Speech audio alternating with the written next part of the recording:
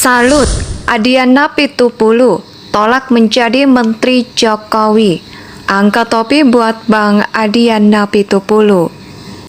Kenapa menolak? Yang merasa bukan talenta saya aja. Pertama itu. Terus kedua, saya merasa lebih bisa bekerja leluasa di DPR. Kalau misalnya gini, kalau misalnya di Kemenaker gitu ya, di Kemenaker, lalu saya bicara apa? Buruh, jam kerja, cuti, apa yang terkait dengan buruh. Nggak bisa bicara tentang tanah rakyat.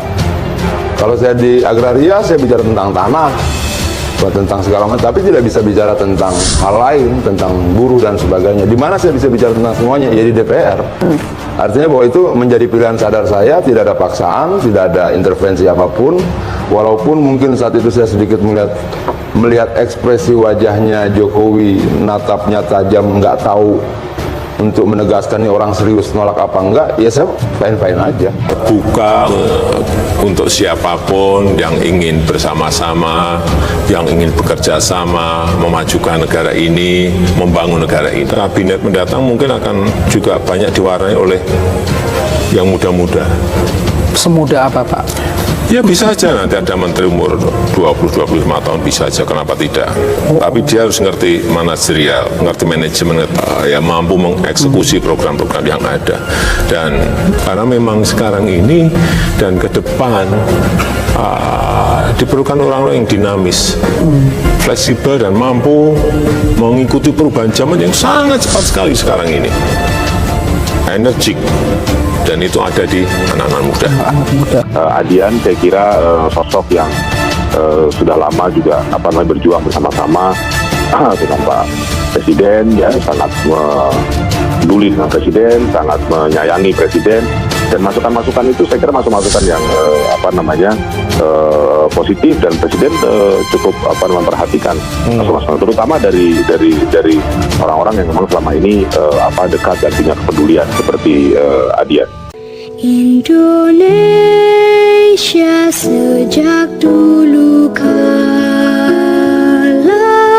tetap dipuja-puja bangsa.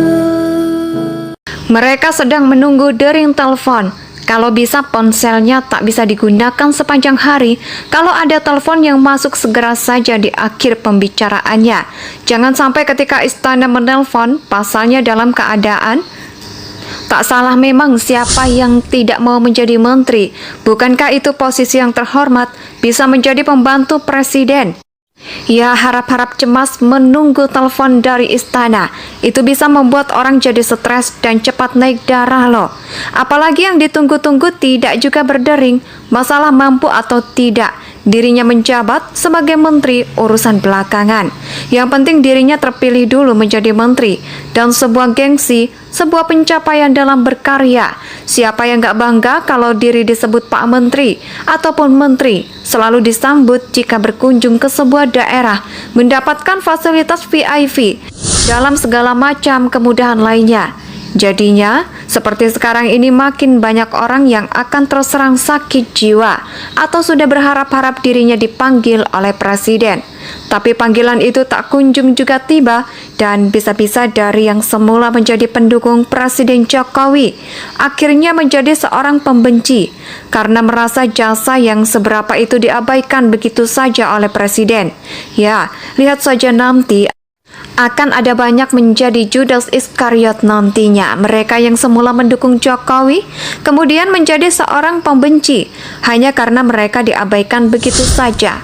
Mereka sejak semula mendukung Jokowi memang punya pamrih. Mereka menjadi relawan Jokowi karena ada yang mereka cari. Mereka butuh mendukung Jokowi dengan sepenuh hati tanpa mengharapkan balasan putih. Mereka inilah yang nantinya akan menjadi pembenci-pembenci Jokowi karena niat dan hasrat mereka memang tidak terpenuhi. Bahkan sekelas mantan menteri pun akan menjadi pembenci Jokowi jika nanti mereka tidak lagi terpilih kembali.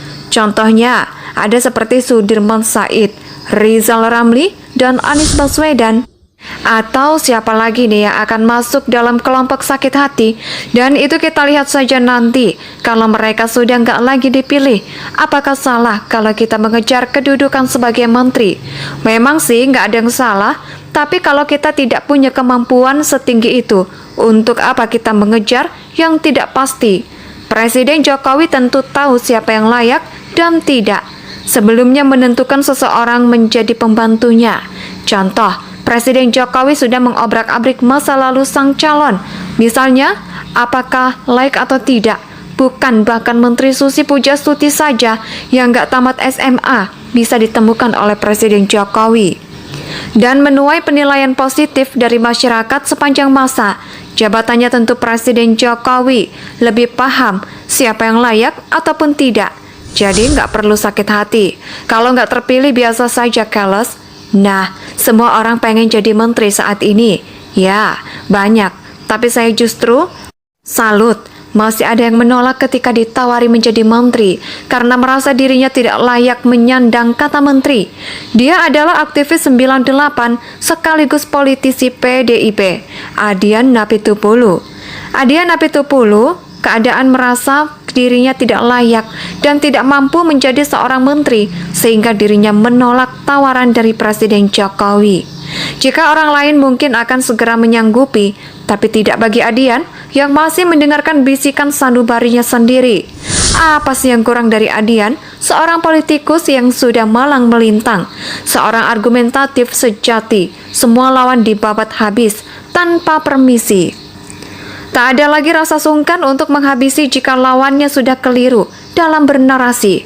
Saya kira ada yang tidak bohong ketika menyampaikan bahwa dirinya menolak tawaran dari Presiden Jokowi. Karena kita tahu bahwa beberapa kali ada yang dipanggil Presiden Jokowi untuk menghadap ke istana. Pastilah Presiden menawari Adian untuk membantu dirinya di periode kedua ini. Betul, saya menolak karena gue nggak ngerasa punya talenta di sana, kata Adian, usai pelantikan Presiden dan Wapres terpilih di gedung MPR Kompleks Parlemen Senayan, Jakarta pada Minggu. Dan saya senang loh karena ada yang tidak silau dengan jabatan negeri, dan jawaban Adian pun membuat kita introspeksi diri. Kalau nggak mampu, kenapa harus memaksakan diri? Dan menurut Adian untuk mengabdi kepada bangsa dan negara ini, tidak cuma lewat menteri, masih banyak jalur dan yang lain. Untuk mengerti kalau nggak sesuai dengan fashion diri, maka nggak perlu dipaksa, tapi cukup sadar diri saja. Reformasi telah melejitkan nama dari sosok Adian Napitupulu di masa-masa transisi dari Orde Baru ke Orde Reformasi pada tahun 1998.